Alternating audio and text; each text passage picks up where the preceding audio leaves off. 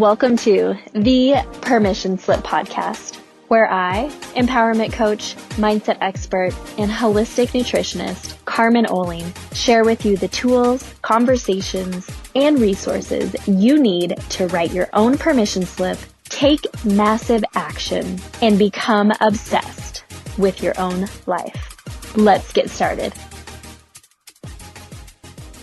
Welcome back to the Permission Slip podcast, friends. Now, I know I said when we wrapped up the Best Self series, that was going to be the last podcast for the year, but I am so inspired around the preparation that I've been doing for 2024, not only in my life, but leading our community through on the 28th of the month. I'm just like, I'm so excited for that call that I was inspired to record this podcast for you. So what we are going to be talking about today are the 4 things that keep you stuck, 4 things that you can do to counteract those things that keep you stuck, and the 4 reflection questions that you need to be asking in order to reach your dreams, reach your goals, feel amazing, live a life of flow and ease and abundance and joy and freedom, all the things that we all want. So let's just dive right into it. I want to go over the 4 things, and then I'm going to give you some examples. I'm going to give you what you could do to counteract it, and then those 4 questions. Let's see if I could do this in like 11 minutes or less, because it's holiday season and you do not have a lot of time. So get out your pen, get out your paper, and let's just freaking go. Let's go. Do you feel that energy? Like 2024 is going to be like where we all are like blowing our minds of what we're actually capable of, where we're all like blowing past the doors of our limiting beliefs. I feel this so deeply in my spirit. And I hope that comes through in my voice. I want to share it with you. And that call that I was talking about, there is going to be a link in the show notes. So I'm going to invite absolutely everyone, not just our community, to this call. It's going to be on Thursday, December 28th. And there will be a replay, but you want to join live, because what this call really is this is a call that is a forecast for next year of what I see coming through the trends, what people are talking about. Also, it's going to be like a pep talk and a prep talk. So you're going to get a little deep transformational work. You're going to expand your mind. Of course, we're going to take a holistic approach to it. You're going to get the practical tools that you actually need, not just high-level thoughts that you don't do anything with, but practical tools that you can use in your life, and you'll have time for genuine connection. So I'm going over some key themes that I'm seeing around amplifying your life and breaking through complacency, and the fact that we're all so much more capable of more. I know, right? Doing more. I feel like we've been in a season of healing and rest for the last few years. And guess what? Rest and healing can happen at the same time of being super productive, being super successful with your life, with your business, with your health, with your relationships, whatever it is. We're going to talk about honoring and integrating your lessons from 2023, how to identify the phase that you're in, the biggest thing that's going to undermine your goals in particular. And maybe it's one of the things I share with you on this podcast, or maybe it's something different and that really comes up for you during our time together. Like I said, practical tools will rekindle that spark that's within you so you can stay motivated and aligned in taking action that's important to you, and just really get inspired together and individually about all the goodness that lies ahead in 2024. So if you want to join us, it's totally free. I highly, highly, highly encourage you to do this. This will be the spark. This will be the thing. This will be the push. This will be the catalyst to get you to where you need to go. Because often, and I know I was guilty of this, when I was going into a new year, I would get so determined that I was going to do it all on my own. And at the end of the year, when I would review, oftentimes I wasn't reaching my big dreams or big goals. And it was because I was trying to do it alone. So let's jump right in to the 4 things that keep you stuck, how to counteract them, and then the 4 questions. So let's go with what I was just talking about. The first thing is Thinking that you have to do it all or you have to do it alone. For years and years and years, I thought I had to know about everything. I thought I had to be like at a certain level of achievement at different things. Like I thought I had to be good at everything. Now, where good keeps you, you know where good keeps you? Good keeps you from greatness. And here's the thing that I've learned is I don't have to be even good at everything. But I do want to make sure that I do stay connected to people that are really great at a lot of different things so that if I need help, if I need an expert, if I need a mentor, if I need to do a referral, if someone asks me something and I don't know the answer, I probably know someone who does have the answer. And I am okay with saying, I don't know a lot about that. I haven't done much study around that area. I haven't been exposed to that. I haven't experienced that, whatever it might be that I'm being asked about. But let me check into it. I think I might know someone that I can connect you with. How much better does that sound than what I used to do? Would sort of like pretend that I knew and entertain a conversation that I wasn't really knowledgeable about, which is taking me out of my authenticity. And then I would go home and try to like research it and figure it all out, which was created added pressure and stress and overwhelm. And I do not need that. So now I am fully resourced with community and connections. And that is really the key. So, what you want to do is you want to be utilizing really the power of the ask. So, asking for help, because that is a true superpower. Now, one caveat to this is if someone asks you something and it is your area of expertise, but it's just maybe something you haven't figured out, go ahead and just use the word yet. And the words we speak over our life are really, really powerful. So maybe someone asked me about a new up and coming coaching methodology, and I haven't studied it yet. That's okay to say too. But then, because it is in my area of genius and is in my area of expertise, and it's something that I'm passionate about, going home and studying it and creating the space to do that is appropriate. Now, if someone asked me about reading tarot cards, why I'm into that, like I'll get a tarot card reading. I am not an expert and I do not need to be the expert on that, but I can send you a referral.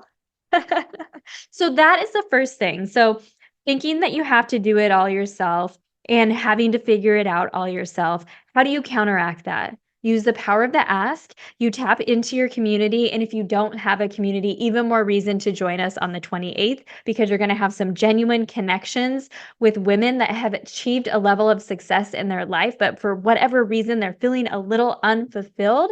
And you want to join and you want to connect and you want to connect with other coaches and entrepreneurs and leaders that are going to be up to some really, really cool shit next year, like come to the call. So that's number one and how to counteract it. Number two is often we're waiting to be inspired. Another way to put that is we're waiting to be motivated. Or maybe even a little further, we're waiting for the perfect environment. I need to make sure that I have my water and my tea and I lit my candle and I'm wearing my cozy clothes and this is like how I'm going to be able to write my book. Here's the thing, we're going to be waiting forever and ever and ever. Because you see, motivation is a byproduct of action. When you take inspired action, especially when you don't feel like it, because you are not always going to feel like it, what happens is it builds momentum. And momentum is where motivation comes in. Because once you take that inspired action and build the momentum, it builds your courage, it builds your confidence, and then builds your intrinsic inside motivation. And that's how you stay consistent and on the path. So stop waiting to be motivated. You're not always going to feel like it. It's not always going to be the absolute perfect environment. And like you just have to do it sometimes. And what happens, what I find with myself and my clients, and what the other coaches in Flow Academy have found with their clients, and what we talk about when we're learning within Flow Academy, is really this idea that a distraction is not really a thing. We say that we're too distracted. A distraction is a choice. A distraction is a choice that we're making that's brought on by our ego. And so our ego wants to stop us and keep us small and keep us safe and keep us where we're at and keep us not growing. But if we can choose to just be compassionate with ourselves and notice and see the distraction, it could be a thought, it could be a person, it could be something in your environment, like the nonstop construction in our building here in Miami Beach that is sometimes really loud. It sounds like it's just drilling straight into our ceiling. If we can go ahead and just recognize and be compassionate with ourselves, that distraction is a choice. And we can sit with that for a moment and we can decide, are we going to allow this external force, or maybe this thought that I'm having in my head that's not true, to stop me from what I want to do, to stop me from my higher self, to stop me from my dreams and goals? And more than often, if we can learn to dance with distraction versus putting it and giving it all our power away because our ego is telling us to do that, we're going to be a lot better off. Okay, so we went through number one. Number one is thinking you have to do it all. Number two is waiting for the perfect time, inspiration, or environment. And we talked about how to combat those. Number three is this: comparing your wins. And I stopped there because this is really, really important. So in my life, what I had found was I wasn't celebrating my wins. So that's how we're going to combat this. We're going to celebrate our wins more often. And I'm going to share with you a little tip that I learned from Jasmine Star, and that we are actually going to start doing, Joel and I. But what I was finding was I would achieve something. However, so the goal would be set, the dream, the goal, the desire, and then I would achieve it. However, built into my subconscious was this societal expectation that I needed to be doing more or a different way because I was comparing my wins to someone else's versus actually comparing it to what I truly desired. And once I uncovered that I was doing this, what I found was, and something that Joel and I started doing each evening, was every single day we talk about our successes, our opportunities that we had to serve, and our like, we celebrate our wins every night. What is something that you want to celebrate? And we talk about the clients that we are able to work with, the mindset shifts. Sometimes it's that. Sometimes that's the win. The keeping our commitments to ourselves around our health, the wins that we had during the day, we talk about those at dinner each and every night. And we're not comparing them to, like, I'm not comparing my year 10 to someone else's year 30, right? Like, I'm not going to have the same wins as Tony Robbins because he's just at a different level. And so oftentimes we're putting ourselves in this place, in this gap of between like what we say our goal is and what we're like thinking in our subconscious we really should be doing. And we need to narrow that, get that down so you can start celebrating them. The more you celebrate your wins and you actually feel it in your body, so you feel the joy, you feel the exuberance, you feel the excitement, you feel the enthusiasm, you feel the gratitude, you feel the appreciation, it locks in into your nervous system. It locks in into your short-term memory bank because you're not going to remember anything that you're not actually embodying and you're not actually feeling. This is why you can't skip over it. And you have to recognize if you're telling yourself that your wins aren't good enough and you're comparing them to someone else's wins, your wins are your wins. Now, the thing that I learned from Jasmine that I thought was so freaking cool was, we all know about vision boards, but what if we also have a board up that is our win board, our freaking win board? And so we can actually put throughout the year all of the wins. Maybe there was a big a mindset shift, win, transformation. Maybe Joel and I had we had oh my gosh, over the last 3 years, we have had like so many relationship wins, and they start with individual wins and the wins connected to our spirituality and God, and then it just turns into this relationship win, and we're really excited to share those with you. For those of you that are coming on the couples expansion experience in April, there are still a few spots available, and you can DM me if you want more information about that. But there's been so many wins, and I would love to have a physical, visual representation. I am a visual person. When I do planning for the year, I get out those like big white pieces of paper, like it's a big, gigantic sticky note, or when we do a launch or when we're doing something creative, I get those out and I write on them. I want to see it visually. It's so, so helpful. So that win board is a really good idea. And something that we'll get to that in the questions, actually. Let me just get to number 4, and then we'll talk about the questions, because I don't think that I'm doing a very good job at keeping this at 11 minutes. So we need to get to the end a little bit sooner so you can get all these juicy tidbits. Okay, the last one is that we're being consistent, but we're not calling ourselves on our complacency. Okay, this is where I really peel back the curtain here is if you watch me and watch what I do as far as with my emails, as far as with my travel and speaking, as far as with sharing on my stories, posting on Instagram and Facebook and LinkedIn and TikTok and Threads and all of the things, Pinterest and YouTube, you can see that I'm very, very consistent. I'm consistent around the things that really represent me and represent my brand. But what I uncovered the other day after a deep meditation session and journaling was I'm consistent, yet I'm being very complacent with the things that I am doing. And we're going to dive so much more into this topic specifically and how it relates to you and how you can uncover it in your life and what I truly mean, like how to really work into this on our call on the 28th. So another reason to join us. So ask yourself, like, have you ever said, well, I'm doing all the things, I'm not getting the results? Then this idea is for you. And so, what I want you to do is, I want you to think about challenging your stories. So, what are the stories that you're telling yourself around those areas that you just thought of when I said, I'm doing all the right things, but I'm not getting the results?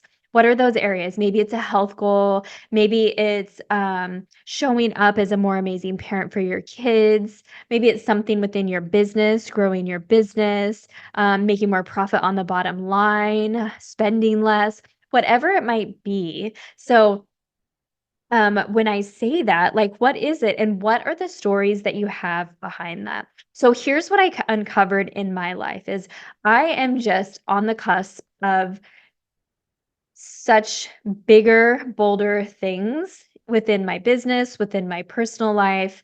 And it's like, it's kind of scary to my ego, right? Because it's like the new, bigger, bolder version of me as a human, as a woman, as a wife, as a mother, as a entrepreneur, as a teacher, as a coach, as a speaker, like as an investor, we're going to put that out there, as an author. So I'm kind of giving you some details on why it feels kind of scary to my ego. And so what I was finding was that my ego I would do my morning rituals, I would feel inspired, I'd get in my movement, I'd eat, get ready for the day. And when I went to sit down to actually do some creative work, my ego would kick in. And so then I would feel just like uncomfortable. I would tell myself that I kind of felt a little tired. I kind of felt a little overwhelmed. I just wasn't that inspired. So instead of doing nothing, I would just do busy, non-needle moving activity or work that I needed to be done that was very, very complacent. But I was doing that day in and day out. So I was doing something, but I wasn't actually doing the work that I was that I had planned with my brain dump to do, that I had planned for my week, that I had committed to my team that I was going to do. And it primarily came back to this idea of, well, I'm still doing it. I'm being so consistent, but are you being complacent within that consistency?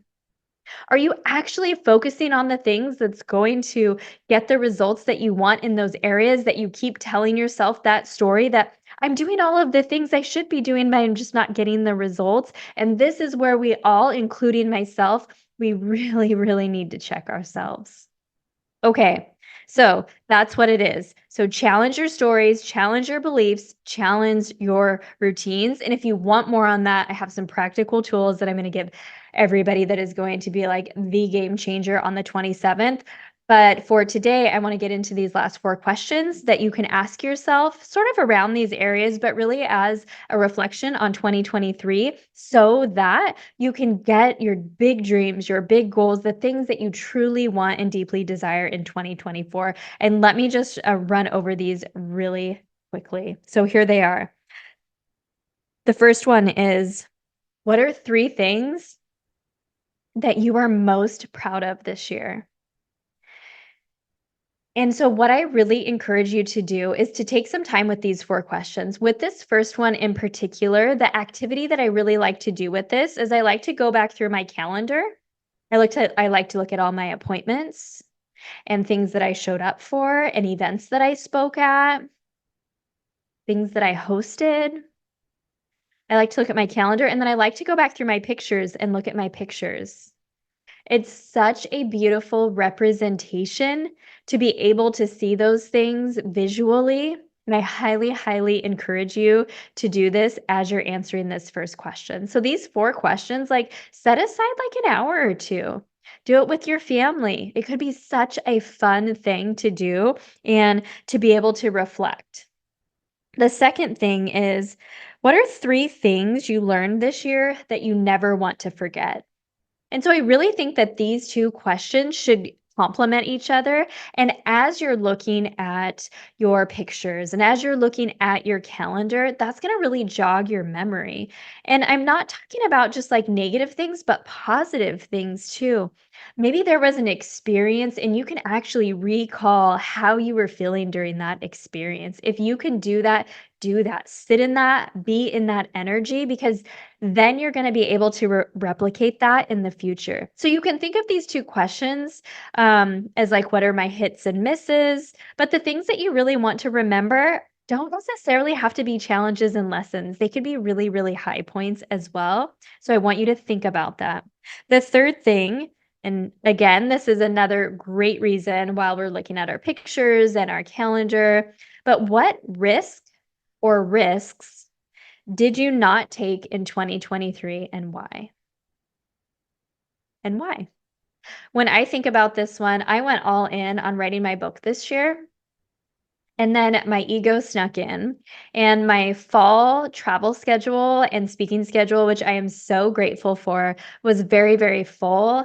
And I told myself I was being compassionate with myself, and I allowed myself not to focus on it, because really the next step, once I have my main ideas down, the next step that I was going for was to do my book proposal so that I could get an agent, so then my agent can help me get a publishing deal with Hay House. So there I'm speaking that out loud into the universe. So those are all scary things and goals that sometimes seem impossible, but I know it's possible if I keep speaking it out loud, connecting with the right people, making the right moves, and taking action. And so the risk that I did not take is I did not complete my proposal document, and I did not ask for help for any connections to any book agents, and I did not talk to any. So that's something that I'm definitely going to do next year. What was the learning lesson on that is just getting a lot more clear on the things that I am focused on.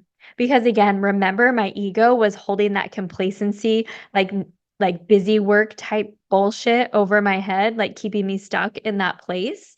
And I am no longer going to be stuck there. I am declaring that.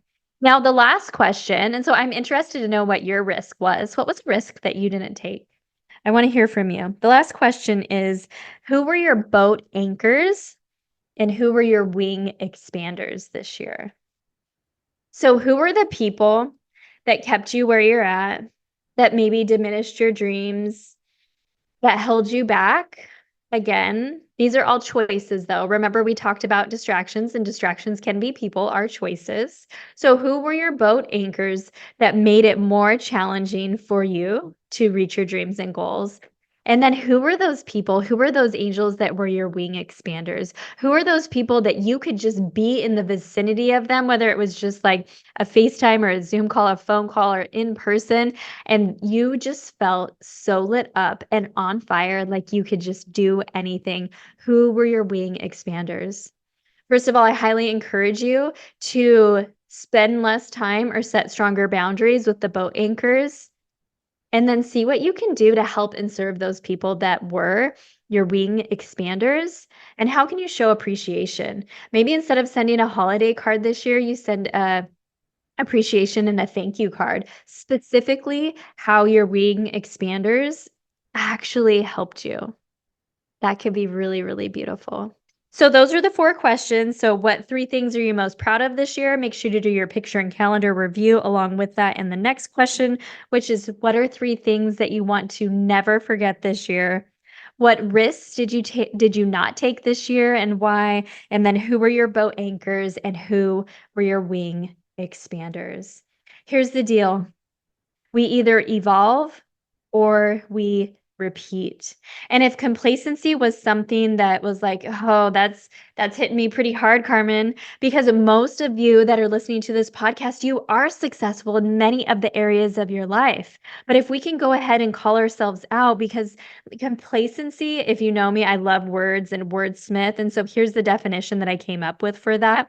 Complacency is a false sense of safety or security brought by a low self-awareness through perceived accomplishments based on a societal standard.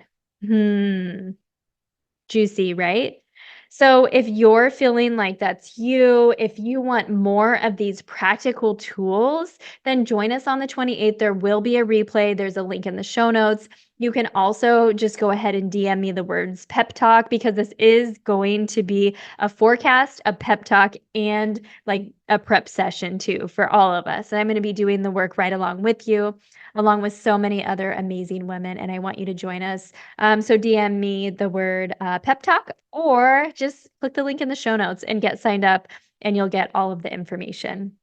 So I'm going to leave you with this quote from Sean Archer, and it says, "Waiting to be happy limits our brain's potential for success, whereas cultivating positive brains makes us more motivated, efficient, resilient, creative, and productive, which drives performance upward." And on our call, we're going to talk a lot more about this and how we can step into that cultivating positive brains each and every day, so it can be the catalyst to your next thing. So if I don't see you on the 28th, I just want you to know that I'm so grateful for you listening. If you found that this was a helpful episode for you, let's go ahead and bless somebody else by texting it to them, doing a post about it, sharing it on your stories, one of the above, all of the above, maybe. And just know I am so grateful for you. We do celebrate Christmas, so I'll say Merry Christmas and Happy New Year. And we'll be back on the podcast the second week of January, because my birthday is coming up on January 4th. So we'll be back on the podcast the week of January 8th with some new and fresh podcasts for you to listen to. So thank you so much, and enjoy the holidays with your family and friends.